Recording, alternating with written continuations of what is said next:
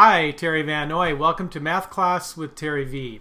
Hope this video helps you out, and if you enjoy it, please share it, comment, or like it. And you can also go to my website, MathPowerLine.com.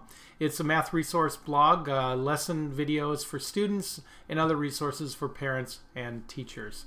Give me a call or go to my website or email. All right, let's go to today's lesson. All right, this is the problem number 27 on page 424, is the Sault Ste. Marie Bridge problem. In the A question, it asks, how far above the water is the top of the bridge section? So what we really have here is a right triangle where the long leg there is x, how far off the water, and the hypotenuse is 210, that's the bridge section. I know that this angle down here is 70 degrees, so the way I'm going to solve that is I'm going to have the opposite side and the hypotenuse side represented. So that would be the sine function. The sine of 70 degrees equals x over 210.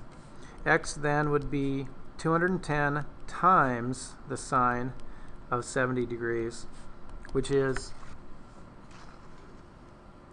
210 times 0.9397, and when I multiply it out and round, I get 197.3 feet.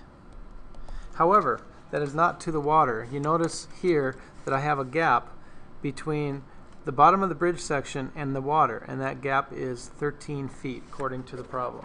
So I need to definitely add 13 feet, which would be 210.3 feet. All right, there you have it.